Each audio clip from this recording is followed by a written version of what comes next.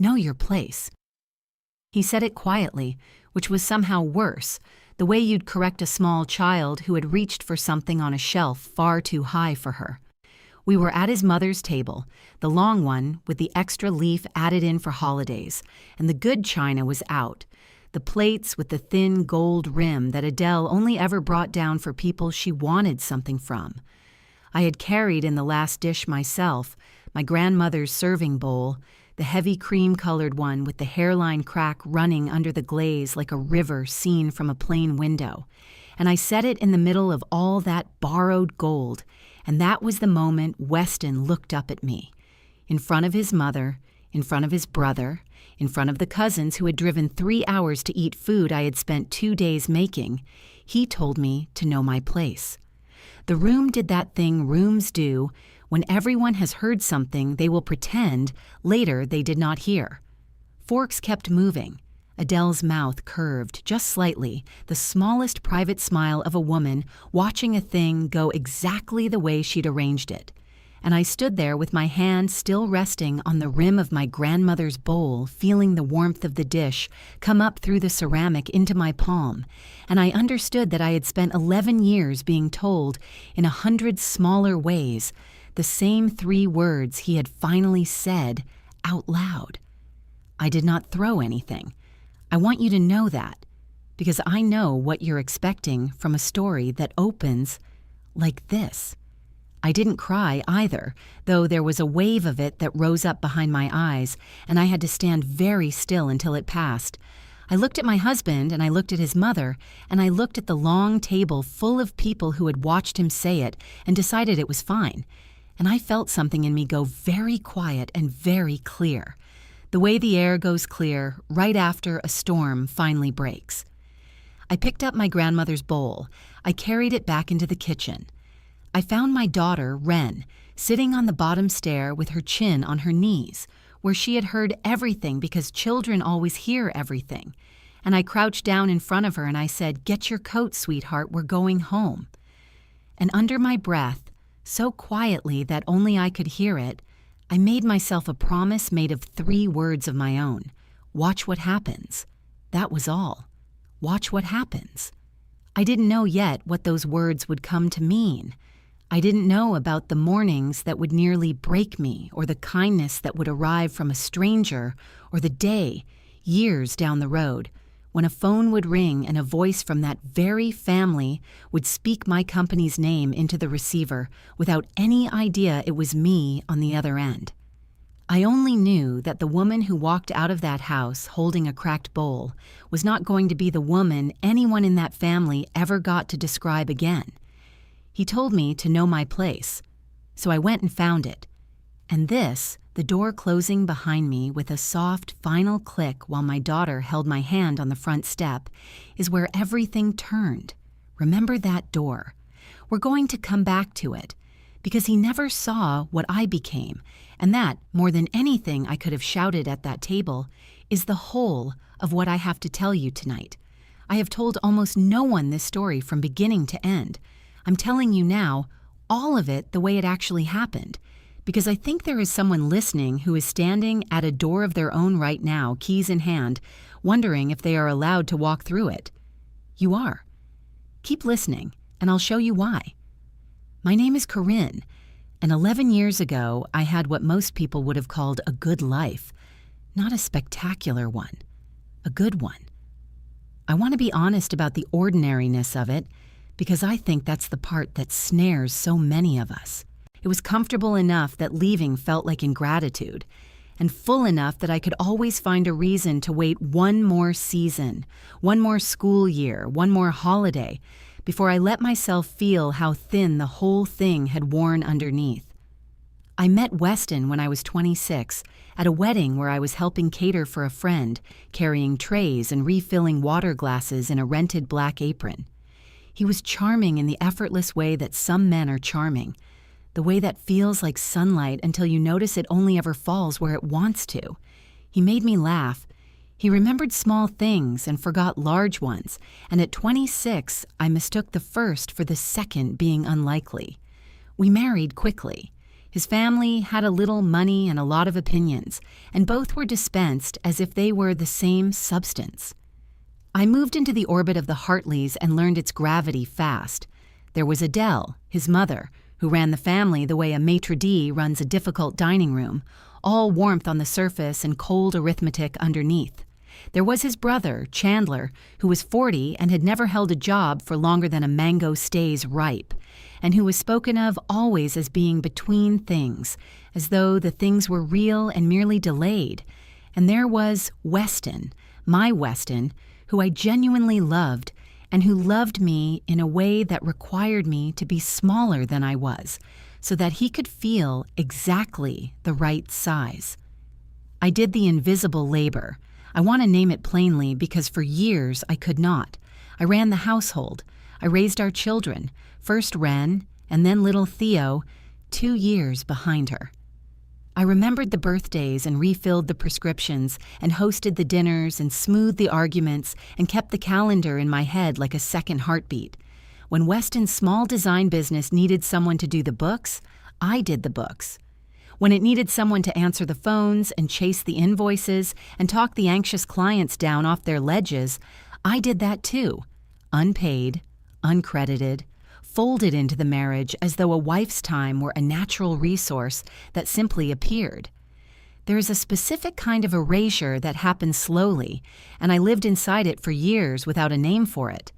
I would fix a problem with a difficult client, talk them off the ledge over 2 long phone calls while dinner went cold, and later that night at some gathering, Weston would tell the story of how he had saved the account, and I would sit there and smile, because correcting him in front of people was a thing wives didn't do, and I had learned the rules of the family I'd married into the way you learn the layout of a house in the dark. I knew where everything was by feel. I knew that Adele's compliments were loans she expected repaid with interest. I knew that Chandler's failures would always be described as bad luck, and my successes would always be described as help. I knew that if I wanted the peace to hold, I had to keep making myself just slightly smaller than the room required, and I got so practiced at it that I stopped noticing I was doing it at all. The way you stop noticing you're holding your breath until the moment you finally gasp. And at every family dinner, Adele would ask Chandler about his big plans with shining eyes, and then turn to me and ask if I'd finally lost the baby weight. And Weston would laugh, and I would pass the potatoes.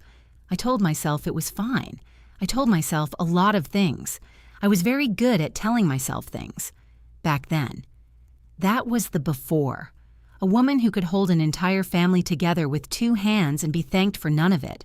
Who set beautiful tables for people who thought she came with the house. Undramatic, ordinary, the kind of life you could describe to a stranger and have them nod and call you lucky.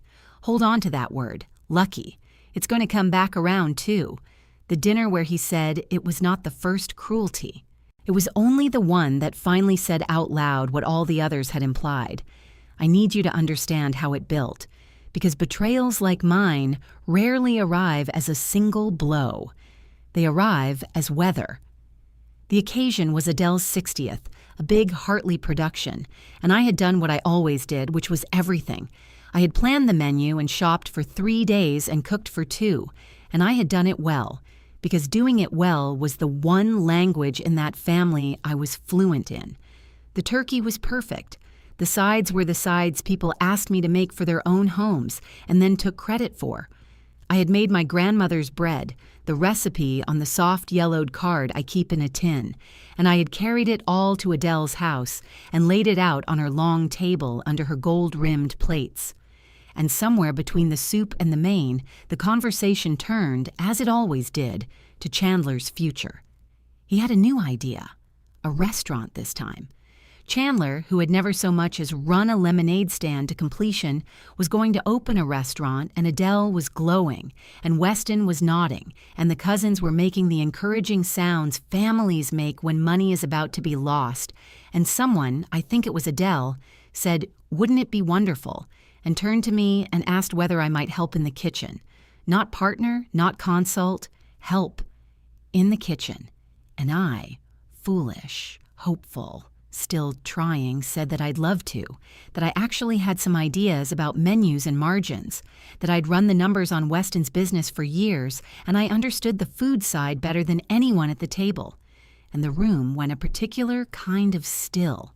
And Adele's face did something complicated, a small tightening at the corners, and she said, "Oh, sweetheart," and let it hang there. And that's when Weston set down his fork. He didn't even look angry. That's the part I keep coming back to. He looked embarrassed of me. And he said in that low, patient, corrective voice, "Corinne, know your place." 2 words after my name, and the whole table understood them. That my place was the kitchen and not the conversation. That my place was the labor and not the idea. That I could make the food, but I could not be trusted to have a thought about it that mattered. Chandler smirked. A cousin looked at her plate, and Adele, my mother-in-law, said the thing I will hear in the quiet for the rest of my life. She said, "Some people cook, dear, and some people create. Some people cook, dear." As if I hadn't been the one who cooked every meal that family had gathered around for a decade. As if the bread on that table under her good plates hadn't come out of my hands. As if the difference between us were talent and not simply the accident of who got to sit down and who had to stand up. I remember the exact temperature of the room. I remember the sound of the wall clock, which I had never noticed before and could suddenly hear over everything, ticking through the silence like it was counting something down. I remember Wren, 10 years old, going very still at the far end of the table in the way children go still when they understand that the adults are being cruel and are pretending they aren't. And I remember thinking, with a clarity that frightened me, that my daughter was learning something in this room about what a woman is worth, and that if I sat back down and picked up my own fork, I would be the one teaching it to her. I looked at Weston, waiting for him to take it back, to soften it, to be the man I had married, and he picked his fork back up. That was the wound. Not the words, in the end. The fork. The going back to eating. The choosing, in real time, in front of me, of his mother's table over his wife. I have thought a great deal about why he did it, and I've made my peace with the plainest answer, which is that it was easier. Cruelty is so often just the shape that convenience takes when nobody's going to stop it. I told myself that night that it was one dinner. I was still telling myself things, but something under the glaze had cracked, quietly, all the way through, and cracks like that don't close. They only wait. Here is where it got worse. And I'll be honest with you the way I promised I would, because if I skip the low part, you won't believe the high part when we get there. I did not leave that night to applause. I left to silence, and the silence lasted a long time. When I told Weston, a week later, calm and clear at our own kitchen table, that I couldn't keep living in a marriage where my husband told me to know my place in front of his family, he did the thing charming men do, which is to make your pain sound like a mood. You're being dramatic, he said. You're tired. These things happen at family dinners. Everybody says things. And when I didn't fold, when I stayed quiet and clear, he got colder, and he reached for the family because the family was his true home, and I had only ever been a guest in it. He called Adele, and Adele called everyone. And within days, the story had been rewritten and passed around the Hartley grapevine until it was unrecognizable. In their version, I was ungrateful. I was unstable. I had embarrassed the family at a milestone birthday by making a scene. Adele told a cousin, who told me later with something like guilt, that after everything they'd done for me, welcoming me in when I came from nothing, this was how I repaid them, from nothing. As though I had arrived at that wedding 12 years earlier as a beggar and not as a woman working a job. Chandler, the man who had lived off his mother his entire adult life, told Weston I was a gold digger, which remains, to this day, the single funniest sentence anyone in that family ever produced. And Weston, when the divorce became real, when I found a lawyer and stopped waiting for him to become someone he was never going to be, showed me at last exactly what I had married. He drained the joint account into one only he could touch. He told me the business was his, all his, that I had merely helped, and that helping wasn't owning, and that I'd contributed nothing a hired girl couldn't have done for far less. He said I could take my clothes and my grandmother's dishes and the children, of course. Always the children, because caring for them was the one job he was more than happy to hand over. And his lawyer, who Adele paid for, made sure the paperwork agreed with him. I learned that year that the law is not the same thing as justice, and that a marriage where one person does the visible work and the other does the invisible work is, on paper, a marriage where only one person worked at all. I sat across from my own lawyer, a tired kind woman who did what she could, and watched her explain to me in gentle terms that a decade of unpaid labor is very hard to put a number on in a courtroom, that the books I had kept were in his name, that the clients I had saved would remember him and not me, that I had made myself so essential and so invisible at the same time that I had, in the eyes of the system, barely existed. And the friends went the way of the money. One by one, the couples we'd known, the school-gate parents, the people I'd hosted at my own table, grew busy and vague and stopped returning texts, because Adele had gotten to them first, and because it is simply easier to stay friends with the person who kept the house and the money and the story. I would see them in the grocery store and watch them find something fascinating on a distant shelf. I want to be honest that this was the part that hollowed me out the most, more than the money, more than Weston. It was the discovery that the whole warm, crowded life I thought I'd built had never really been mine to begin with. It had been his, and I had only been allowed to stand in it. I remember sitting in my car in a grocery store parking lot the afternoon it all became real. Ren and Theo strapped in the back seat and doing the math on a receipt with a pen that was running out of ink. What I had, what I owed, what was left, it came to almost nothing. I had 2 children, a car with a cracked taillight I couldn't afford to fix, a tin of recipe cards, my grandmother's serving bowl wrapped in a towel on the passenger seat, and a marriage certificate that was about to become a different kind of document. And Theo, 4 years old, leaned forward and asked if we were getting ice cream. And I felt the whole wave rise up again, the one I'd held back at the table, and I looked at his small, trusting face in the mirror, and I did not cry. I would not do it in front of them. I bought 2 small cones with money I shouldn't have spent, and I watched my children eat ice cream in a parking lot as though the sky were not falling, and I understood that I could fall apart or I could feed them, and that I no longer had the luxury of both. That was the low point. That was the bottom of it. A woman told she had contributed nothing, sitting in a broken-down car doing sums on the back of a receipt. Now, I'm going to skip over the ugly middle part. I could spend an hour here, and some nights I still do, alone, when the house is quiet. I could tell you about the months of applying for jobs that wanted 10 years of recent experience I didn't have on paper, because my 10 years of experience had been given away for free inside a marriage. I could tell you about the tiny rented duplex with the water stain, shaped like a country nobody has named, and the nights I lay awake listening to the refrigerator hum and calculating whether the milk would last, and the mornings I put on a bright voice for 2 children who did not need to carry my fear on top of everything else they were already carrying. I could tell you about the particular loneliness of being newly cast out of a family that was never really yours, of realizing that every friend you had was actually a Hartley friend, and that they had chosen their side, and it was not your side. It was a hard year. I won't pretend it wasn't. There were days the only thing that got me vertical was the sound of Ren asking what was for breakfast, because a question like that is a small hand pulling you back up onto the ledge. But I'm not going to live in that year for you, because I didn't live in it either. I decided, somewhere in the middle of it, that I was done being a thing that happened to me. So here is where I turned. It started, of all things, with a birthday cake.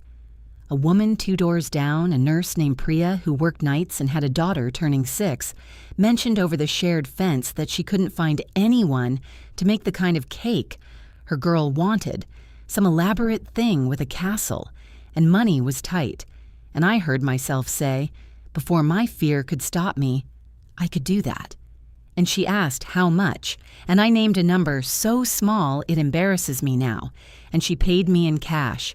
And I stood in my little kitchen at 2 a.m. after the children were asleep, building a castle out of sugar, with hands that remembered exactly what to do.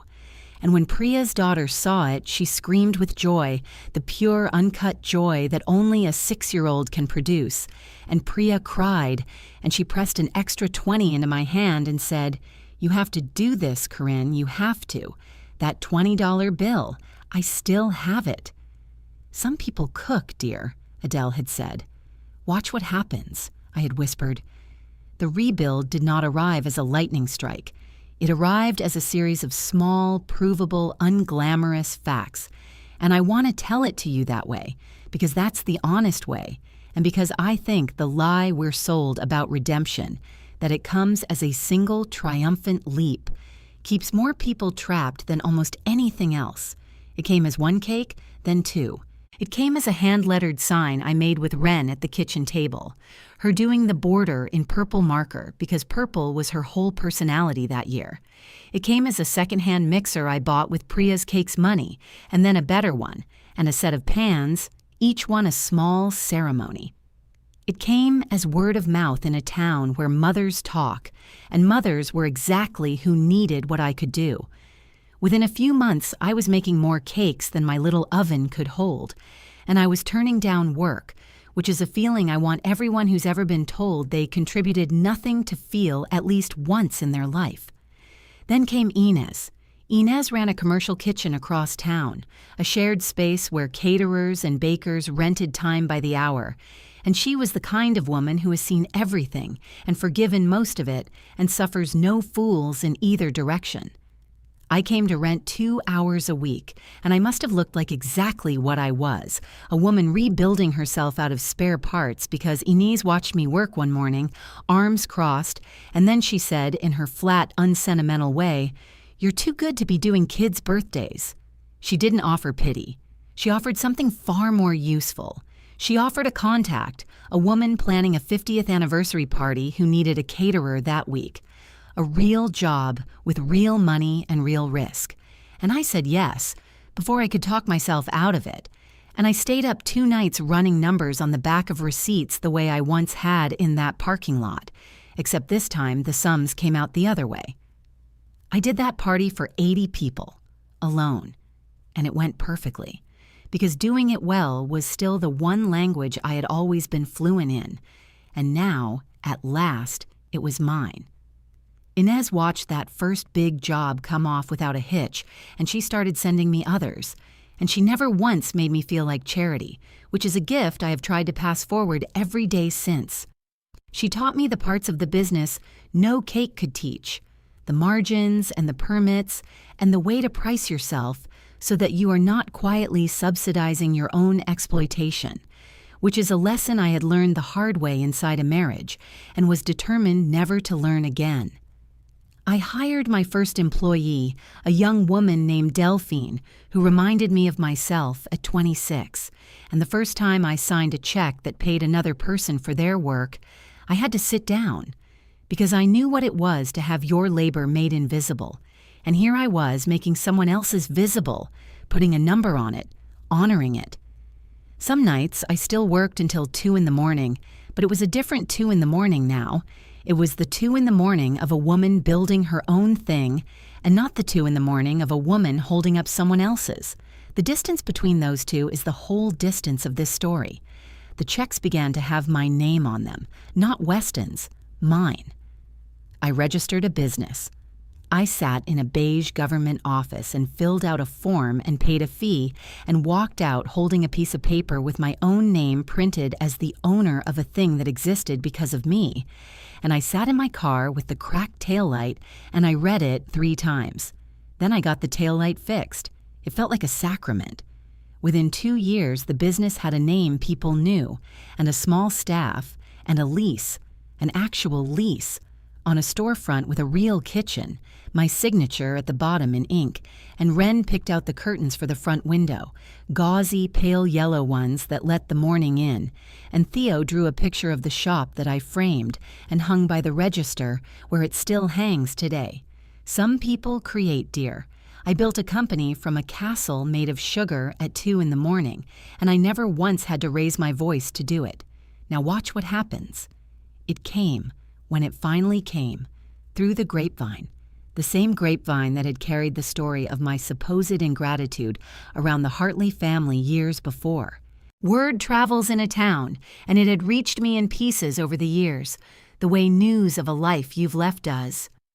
Chandler's restaurant had opened and closed inside of 8 months, taking a frightening amount of Adele's money with it, exactly as everyone who wasn't a Hartley had known it would.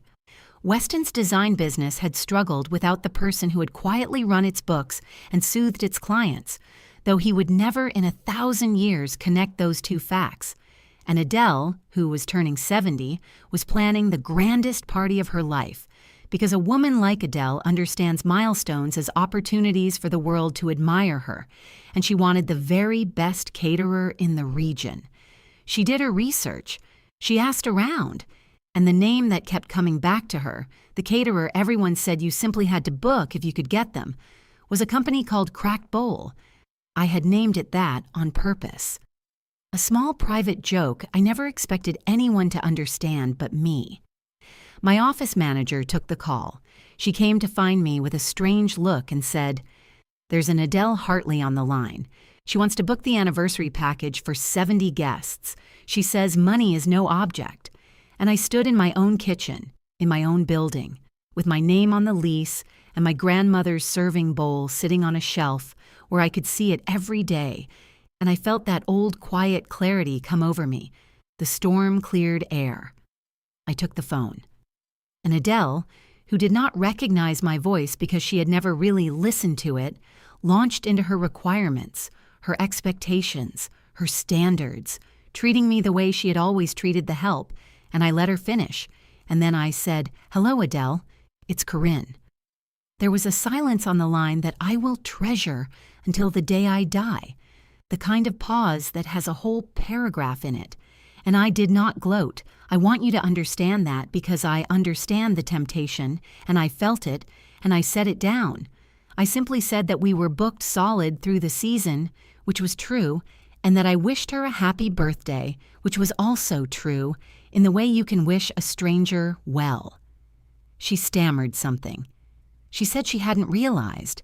She said, actually, that she'd always known I was talented, that she'd said so at the time, which is the way people like Adele rewrite themselves in real time, and I let her have it, because it cost me nothing. I noticed, standing there, that the thing I had braced for all those years did not arrive. I had imagined this call 100 times in the hard season. Imagined the sharp thing I would say, the wound I would land, the exact words that would make her feel 1/10 of what she'd made me feel across that table. And now, here it was, the moment handed to me, and I discovered I no longer wanted it. Not because I had forgiven her exactly, but because I had somewhere better to be, an entire life that had nothing to do with her opinion of me, and spending even one more minute trying to correct that opinion would have been the last unpaid labor I ever did for the Hartleys. So I didn't. I kept my time, on my terms, which is the only real revenge there is. The party would go on without me. There are, it turns out, other caterers, and none of them named their company after a bowl. And then Weston called. Of course he did. Adele would have hung up and dialed him inside a minute. He was warmer than I'd heard him in years. That old sunlight turned all the way up, and he said he'd heard. He was so proud. He'd always known I had it in me. Always known. He said maybe we could get coffee, catch up, that he'd been thinking about me, that leaving had been a mistake, his mistake. And wasn't it something how life turned out? And I stood there holding the phone, looking at the yellow curtains my daughter picked, and I felt at long last absolutely nothing that he could use. I told him I hoped he was well. I told him the children would love to see him more, which was about them and not about him. And when he circled back, when he said again that he'd been wrong, that he'd like to try, I said the truest thing I have ever said to that man. I said, "Weston, you told me to know my place, and I found it. It's right here, and it's a great deal bigger than your mother's table." Then I told him I had a party to cater, which I did, and I hung up. He never saw what I became. Not really, not even then with the whole story laid out in front of him, because men like Weston can be shown a thing and still not see it. But I saw it. That was always the point. I saw it every morning when I unlocked my own front door. I don't tell you this story because I want your sympathy. I need to say that plainly because we've come a long way together tonight, and I don't want you to walk away with the wrong thing in your hands. I am not the woman in the parking lot anymore, and I don't need anyone to feel sorry for her because she doesn't need it. She got out, she's fine, she's better than fine. I tell you this because I know with total certainty that there is someone listening right now who is standing at their own version of that door. Maybe it's a marriage. Maybe it's a job where they've told you 100 quiet times to know your place. Maybe it's a family that decided long ago exactly how large you were allowed to be, and you are standing there with your keys in your hand, doing sums on the back of a receipt, wondering if you're allowed to walk through, wondering if you're being dramatic, wondering if you're the problem because they've all agreed that you are. Listen to me. The fact that everyone at the table kept eating does not mean nothing happened. The fact that they rewrote the story does not make their version true. And the smallness they've assigned you is not a measurement of you. It's a measurement of the size of the table they need you to fit under. You are allowed to want a bigger table. You are allowed to build your own. I want to tell you one last thing, and then I'll let you go. A few months ago, Wren, who is nearly grown now, who was that little girl on the bottom stair who heard everything, came into the shop after school and sat on the counter the way she's not supposed to, and watched me close out the register under Theo's framed drawing. And she said, out of nowhere, "Mom, do you remember that dinner?" And I said I did. And she said, "I used to be so angry that we left." And then she looked around the shop at the yellow curtains and the ovens and the case still warm from the day, and she said, "But this is what you left for." She said, "You didn't lose. You just went and got the life they said you weren't allowed to have." Out of the mouth of the child who saw all of it. That's the whole thing. That's what I would have told the woman in the parking lot if I could reach back through the years and put a hand on her shoulder. You didn't lose. You're not losing. You're just about to go and get the life they told you that you weren't allowed to have. My grandmother's bowl still sits on the shelf in my kitchen, the crack running under the glaze like a river seen from a plane. It never did break the rest of the way. It turns out a crack isn't the same thing as broken. Sometimes it's just where the light gets in and where you finally decide to grow. So here is my question for you, the one I want you to sit with, the one I hope you'll answer down in the comments where the rest of us can hear it, because I know there are more of us out here than anyone wants to admit.